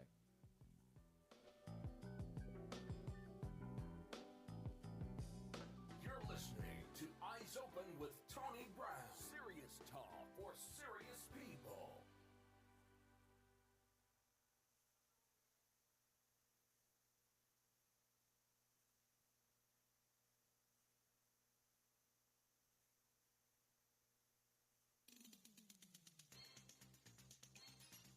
Hello, everyone. I'm Tony Brown. This is your statewide news you can use on this Thursday, January the 2nd of 2025. News today being brought to you by Louisiana Cardiovascular and Thoracic Institute and their brand new wound care program. On the day of the most violent mass attack on Bourbon Street and in Louisiana history, authorities shared information on the suspect, many of the victims, and where the investigation is now focused. Today, questions remain on the motive, who may have been working with the man killed Wednesday morning by police. 42-year-old Shamsud Din Jabbar was identified as the man in military gear who drove a rented pickup truck down Bourbon Street and into a crowd of people, leaving at least 15 people dead and injuring dozens more. The dead include a Gulfport teenager, all-star athlete Tiger Beck, a Baton Rouge dad, a 21-year-old New Orleans with ties, and an Episcopal grad. At about 4:45 a.m., fans going to the Sugar Bowl this afternoon can expect more security and police. For a look at the rules inside the dome and what you need to know, you can go to the Tony Brown Facebook page and look at the headline, live updates, January 2nd, everything you need to know about the deadly New Orleans Bourbon Street attack. At 4 a.m., portions of Bourbon Street and Canal are still closed off. Live shots from early morning television news showed barricades and police vehicles still blocking Bourbon Street at Canal as the investigation continues. As of 11 p.m. Last night, some agencies, will be closed today after the attack early Wednesday morning. At 10:48, the FBI said late Wednesday the federal investigation would turn over the Bourbon Street scene to local authorities. After this morning, the FBI has been investigating the attack as an act of terrorism. Now, when you go and you look at the history of the suspect who was shot and killed, and the only reason why he was stopped after going 3 blocks of carnage was because there was a big piece of construction equipment that he hit, which stopped him, and what a blessing that was.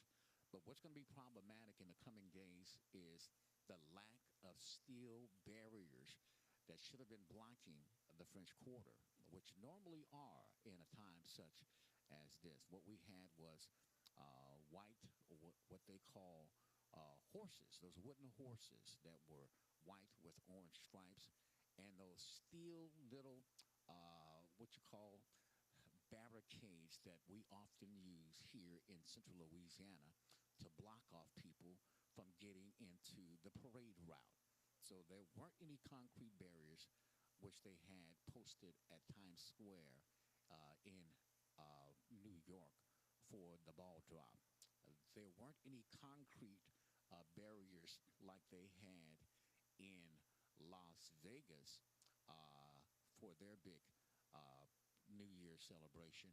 And within a matter of an hour, according to authorities of the New Orleans attack, there was a Tesla electrical vehicle that blew up right outside the Trump Tower in Las Vegas. They're looking at a potential connection between this incident in New Orleans and the explosion, which hurt 8 people in Las Vegas. After the Tesla Elon Musk vehicle was packed full of illegal fireworks, or the stronger than variety of fireworks, as well as gas cans full of fuel. Again, the FBI at this point looking at a potential connection between the two, because both vehicles were rented by the same app, very same app. And they're looking, although the FBI had warned more than a month ago that America could get some sort of attack similar to what happened over in Germany during their Christmas festival, and that happened in New Orleans. And it's the first time in this reporter's knowledge that we've had such a what has been deemed a terrorist attack by a guy who had an ISIS flag in his vehicle right after it had been identified right after this incident.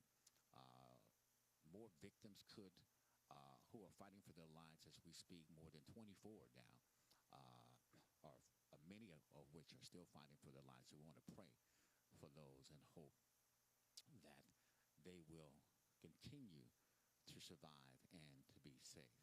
A Baton Rouge father of two was among 15 victims killed on New Year's Day in Bourbon Street attack. 37-year-old Reggie Hunter had just gotten off of work and headed to Bourbon Street on a whim to ring in the new year with a cousin, according to his first cousin, Sherelle Jackson. Jackson said they decided to go out there because he came in from work and said, hey, the Sugar Bowl is tomorrow. It's New Year's Eve. Let's go to the city. Just something so simple. Hey, cuz, want to ride with me to the city? Hunter and his cousin were both hit by a truck driven at a high rate of speed down Bourbon. As we mentioned, at about 3:15 a.m., Hunter died from his injuries. Jackson said his cousin was among at least 35 other people injured in the attack. Also killed was 18-year-old girl from Gulfport, Mississippi. The family told the Times-Picayune officials have not yet released her name, but we have some of the victims. We're going to be sharing that with you just momentarily. He suffered extensive internal injuries and is currently in a hospital, according to Jackson. We're talking about the other cousin that survived. Hunter was born in California but spent most of his life in Baton Rouge and Independence areas.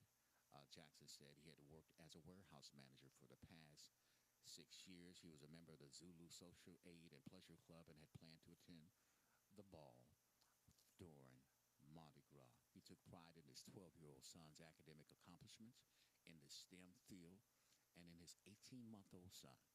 Hunter also loved working out with his family members and friends. One of the other people killed and injured when a truck intentionally drove into the crowd in Bourbon Street were alumni of the Episcopal School in Baton Rouge. The school said in a letter that sent out to the school community on Wednesday evening. Kareem Badawi was killed and Parker Vidrine was critically injured and hospitalized. According to the letter, both graduated in 2024 from Episcopal in Baton Rouge. 37-year-old Reggie Hunter, as we mentioned, had already been killed, and an evening prayer service is planned for today at 6 p.m. at the school chapel. Counselors and chaplains will be available at the school for a special chapel is planned for the upper school on Monday. Both men, Tiger Beck is another victim, according to former coaches. Tiger Beck, former coaches, teammates mourn his loss in the Bourbon Street attack. Both men had just gotten great visits from former St. Thomas More football and lacrosse star Tiger Beck, not knowing it would be their last one with their former teammate and friend.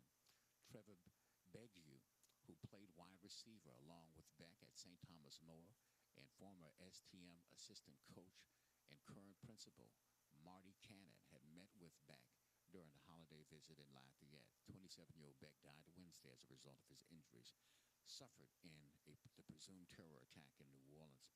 Beck was taken to the New Orleans hospital after the attack, where he died on Wednesday. The 2021 Princeton graduate with a degree in finance was living in New York as a trader at the New York brokerage firm. According to his friend Marty Cannon, the principal Marty Cannon of St. Thomas More, Tiger was one of a kind. I don't think I've ever seen someone who could do things on a football field that Tiger could do. I've seen a lot of good ones at St. Thomas, and I've seen a lot when I was playing college football at UL. Tiger could do things that was just unimaginable, unexplainable for that body type and that short stature, but all that power. Beck was a first-team All-District and All-Acadiana performer for STM St. Thomas More in 2014.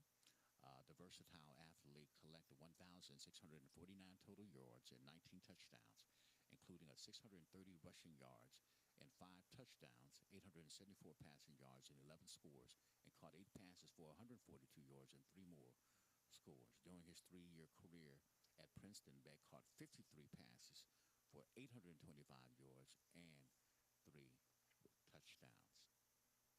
Other victims that have been identified according to National Fox News, the victims include, again, recent high school graduates, parents of young children, and a football star. We did not mention the African-American young girl, 18-year-old Nikera Dedeaux, a native of Mississippi. Nikera Dedeaux was described by her friends and family as a young woman with big dreams of becoming a nurse. She was celebrating New Year's Eve in New Orleans with her friends. Zion Parsons, who witnessed the attack. Parsons says bodies all up and down the street, everybody screaming and hollering. He recounted describing the chaos. He tearfully shared how he had to inform Dedeaux's mother of her death. I hadn't had time to cry up until I called her mother, and she asked me, "Where's my baby?" That broke me.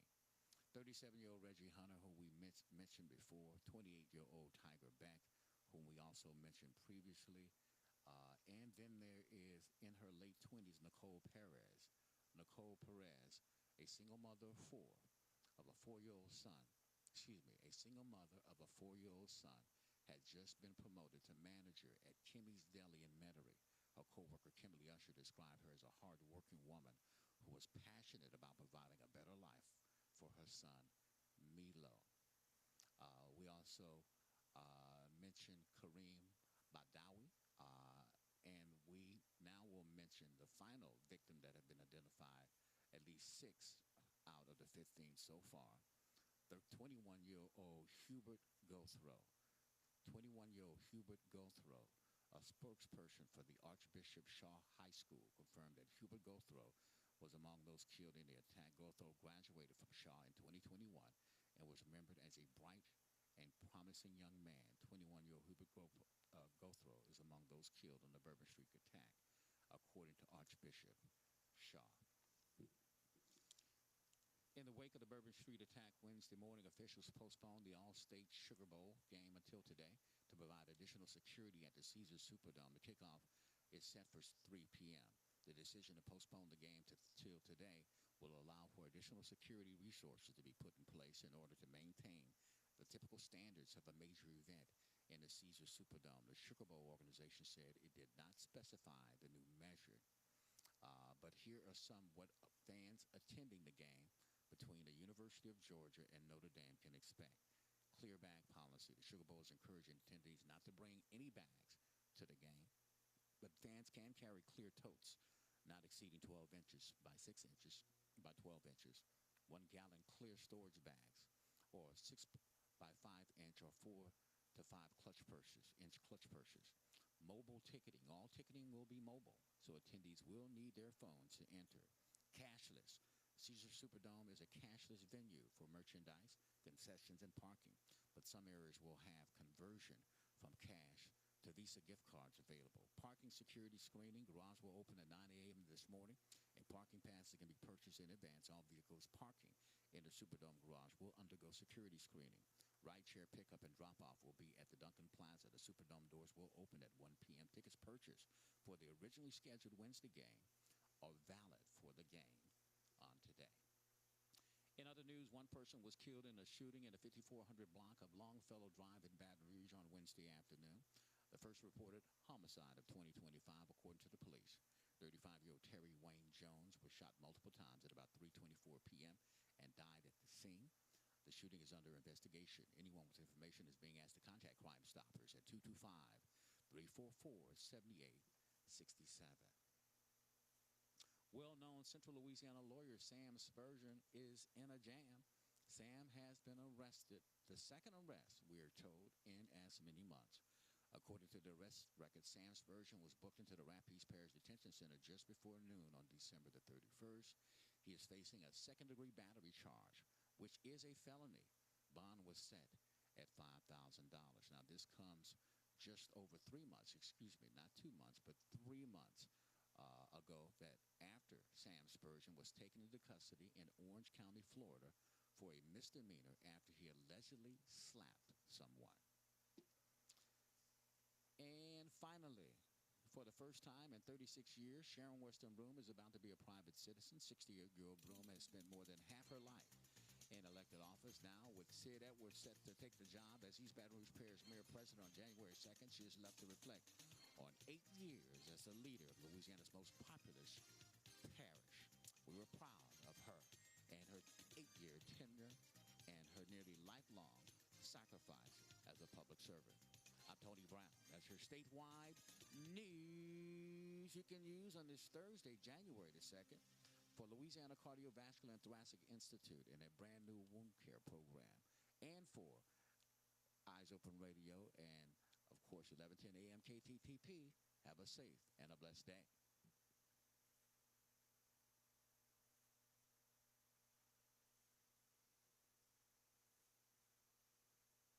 Do you have a wound on your lower leg or foot that just won't heal? Are you experiencing pain from a diabetic foot ulcer? Are your toes turning black? If so, you are at great risk for amputation. LACVT is a leader in preventing amputation in Sinla.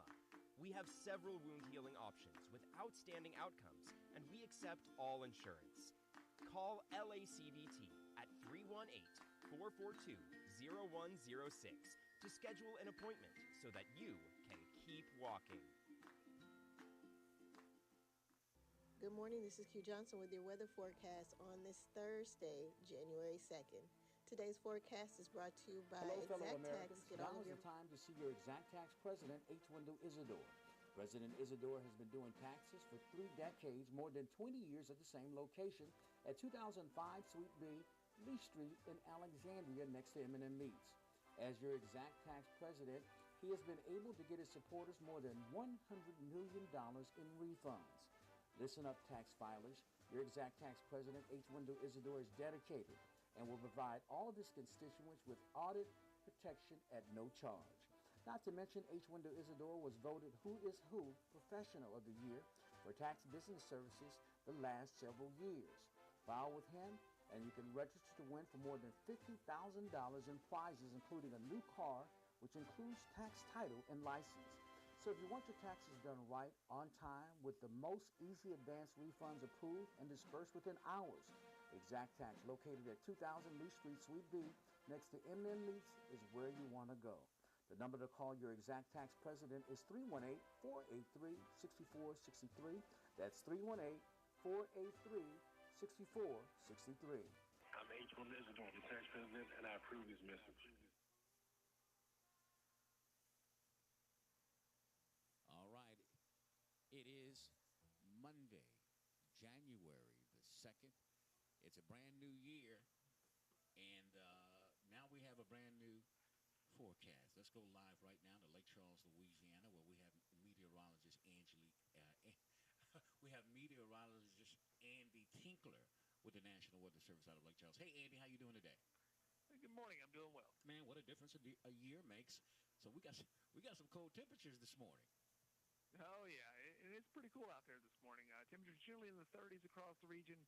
And tomorrow will be about the same. High temperatures, though, this afternoon will be right around 60. So it's about normal for this time of year. Yeah. Well, let's talk about the extended forecast. Well, if you like cool or cold weather, you're in for a treat. We do have some thunderstorms that are expected on Sunday, however. We do have a chance for severe weather that afternoon. However, a cold front will come through that night, and much colder temperatures will be here for early next week, and that may last throughout much of the coming week. Each morning, we're looking at temperatures around or below freezing for next week. Wow. So, are you serious? Oh, yeah. It looks like it's going to get pretty chilly at least by Tuesday, and that's going to stick around for a pretty good while. High temperatures for multiple days in a row are only going to be in the 40s, and lows going to be in the 20s and 30s. Oh, my goodness. Well, we asked for cold weather, but I didn't ask for freezing temperatures like this. But anyway, I'll take it. You know, it's a change of pace, right, Andy? Oh, it is. Yeah, I'm not the biggest fan of that either, but yeah, I can't change it. So. But you're saying it's going to last about a week. That's the way it looks. Yes. Okay. Well, we asked for it, and we sure got it, huh? Well, Andy, you try to stay warm today, okay? I'll try. Thank you, sir. You have a great one. You have a good one too. And of course, that's your forecast on this. Excuse me, I got it all wrong. On this Thursday, January the 2nd. Hello, everyone. This is Caden Johnson, your lunch menu kid. Start your day with me, Caden Johnson, on Eyes Open with Tony Brown right here on the new FM 107.5 The Vibe and 11:10 a.m. KTTP. I also hope your children begin their day with the kids' prayer. Join me every Monday through Friday on Eyes Open with my Uncle Tony Brown for What's Up for Breakfast and Lunch in Rapides Parish Schools. Listen live every weekday morning at 6 a.m. for Eyes Open with Tony Brown Radio Show. The KTTP app allows you to listen to the best of old school R&B and today's hit 24/7, all day, every day, with the KTTP app available now in the App Store or Google Play.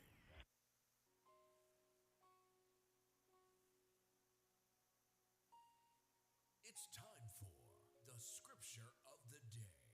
And now, the beautiful Bianca Brown. Good morning. It's Bianca Brown with your scripture of the day. Today's scripture comes from the book of Romans, chapter 8, verses 38 and 39. For I am convinced that neither death nor life, neither angels nor demons, neither the present nor the future, nor any powers, neither high or low, neither anything in all creation will be able to separate us from the love of God that is in Christ Jesus our Lord. Today's scripture is being brought to you by the Monroe Street Church of Christ in Alexandria, Louisiana. If you would like the assurance that you have the love of God in your life, why don't you give the church a call? You can give them a call at 318-448-2494 and ask to speak with Brother Jesse Allen. Or as always, write the Church of Christ at 2008 Monroe Street, Alexandria, Louisiana, 71301. As we always say, we will continue to lift you up in prayer and in the precious name of our Lord and Savior, Jesus Christ. It's time for the Daily Bread with Tony Brown. A clear conscience. Read 1 John 1. I myself always strive to have a conscience without offense toward God and men. That basically means don't lie. Always tell the truth. It's that simple.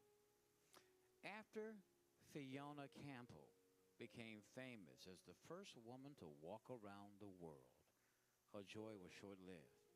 Despite the adulation she received, something troubled her. Guilt overtook her and pushed her to the brink of a nervous breakdown. What was bothering her?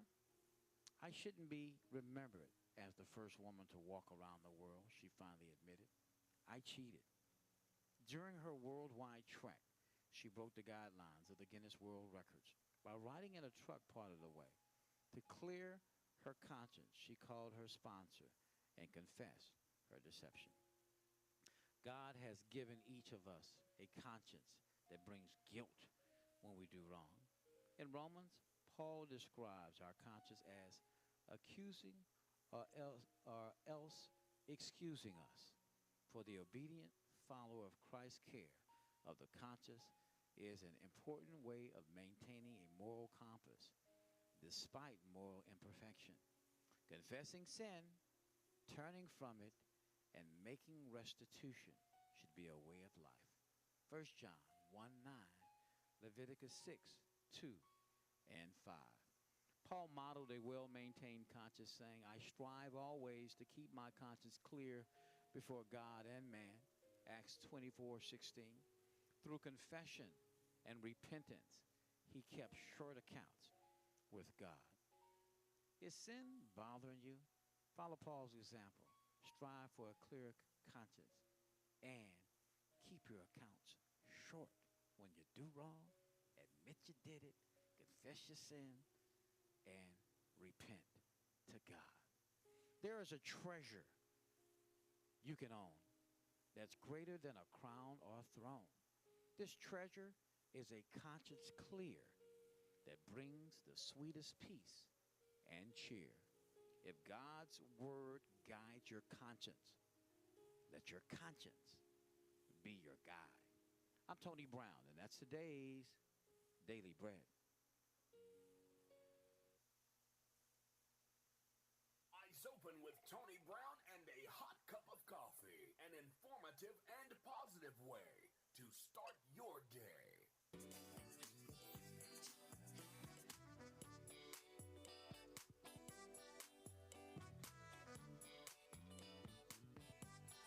All right, we're back right here in your premier morning news magazine. Healthy goals for 2025. Warning for cat owners. Bird flu has been found in raw cat food. It has mutated to a more contagious virus, first found right here with a severe case of a Louisiana man who got it from backyard chicken. So the birds didn't have that particular strain. But when the man got into the hospital, that virus mutated. What they call it? H5N1, I think is what they're calling it. But I want to talk about that, but also talk about how the Office of Public Health now has a new directive, something that I've never heard of since the inception of the Office of Public Health, that they will no longer be promoting vaccines. So we got a lot of things to talk about. Let's go to my medical expert, Dr. David Holcomb, who's the former medical director for the Office of Public Health right here in Region 6. Doc, welcome back. Hope you had a great Christmas holiday. Hope you have a wonderful New Year, and it's always glad to have you back. Welcome back, my friend. Well, always glad to be here. Happy New Year. Happy New Year. Let's start off with the Happy New Year. Healthy goals. You know, a lot of people, they do resolutions and set goals for themselves. Often I see them at the gym. I'm always at the gym at least 2 or 3 days a week. When we see them in January and February, the numbers start falling off. And then by March, they are no longer trying to attain their goal of keeping that healthier lifestyle. But I guess it's bigger than that when you set some kind of goals for yourself, maybe eating healthier, maybe exercising more. And those can always be good, right? Yeah, I mean, it's always a good idea to set some weight goals and some alcohol consumption goals, some tobacco cessation goals. It's always good. Yeah, always good. And like I said, if with the weight goes, get you some Ozempic. And some of that other stuff, and bottom line, now you can get it in a couple of injections. It might cost you $1,000 a month, though.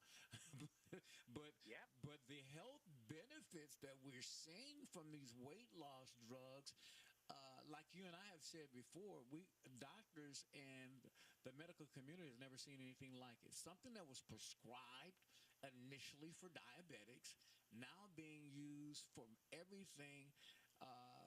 For hypertension, and now we're talking about what the dementia. I mean, Alzheimer's. I mean, because what it, I guess, let me know as a journalist that when you have a healthy weight, you can avoid a plethora of health problems. Yeah, that's really the bottom line. Yes. They think it's really because of the inflammatory effects of excessive adipose tissue, of fat in the body. It provokes some kind of inflammatory response, and so it spills over into your vessels and contributes to hypertension, contributes to heart disease, contributes to even Alzheimer's.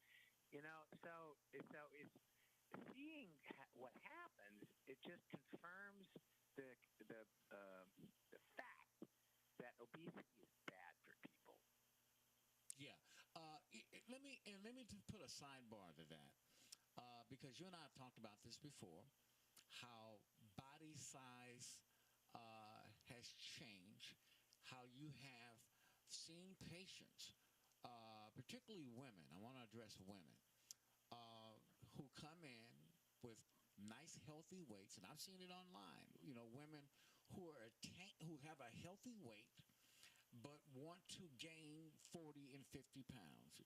They get these girdle things and they squeeze their waist because they want the small, skinny waist, but they want to put on the added fat that goes to their glutes, the gluteus maximus, their breast area. They want these huge Coke bottle shapes, but attaining that to put on extra weight or even cosmetically getting a Brazilian butt lift where they're sucking fat out of this stomach area and injecting it into the butt area. When you see this, Doc, and it's not just African American women. I'd say predominantly it may have started with them, but it looks like it's societal and even international. Because when I'm looking at social media, I'm looking at Asian girls, Caucasian girls, all over the planet who are putting on 40 and 50 and 60 extra pounds, squeezing their waist in, trying to achieve this huge Coke bottle shape. But from what you're telling me and medical science has proven is that's not healthy. No, it's not. I did see this in the Office of Public Health because there were young women, we saw predominantly African American women, but young women who were healthy weight, and they wanted to be on a birth control method that increased their weight. Wow. And that's why, it wasn't even for the birth control. It was just that would be a secondary effect would be they would put on weight, and they were normal body weight. And people who are actually normal body weight will live longer. They have a longer life expectancy than someone who's even mildly overweight. Now that Coke bottle shape, however big it is, may be attractive to some people, but it's not healthy. And for these women out there, they're going to start seeing some health complications, certainly as they get older. Yes. There's no free lunch, and getting heavier for the sake of beauty is not a good idea. Yeah, not at all. And again, folks, changing your body shape by adding weight will ultimately decrease your lifestyle when you get older, and certainly will decrease your years as well. Now let's talk about this phenomenon, and I guess under the Trump administration, apparently with Republican governors throughout the state, particularly, we have Jeff Landry here, who appears to be anti-government, anti-vaxxer type of guy, but now you have them in charge of Washington, D.C., most of them in charge of governorships throughout the country, and you have this person now, Robert F. Kennedy, who's going to be the head of the Department of Public Health, Office of Public Health, and many other things dealing with health, who's an anti-vaxxer. And now we're told, and you have been told, that for the first time since the department's inception, that the Department of Health on a national and a state level will no longer be promoting vaccines. What the HELL is going on, Dr. Holcomb? Well, I'm not inventing this, and I have no particular information from colleagues or former colleagues in the Office of Public Health. I actually saw this on NPR, and then it was picked up by several other news media. And you don't believe it? Just go and look it up. Look it up. Because the reports documented that the Surgeon General, right from the Surgeon General's office, who works directly for the governor, said that they could not promote COVID vaccines. And this spills over into other vaccines, so that vaccine promotion will no longer, according to the article, be a part of the Office of Public Health, which is just astonishing. Yeah, shocking. It's hard to believe that something like that would happen. But it's part of an overarching anti-government. The COVID traumatized people nationally because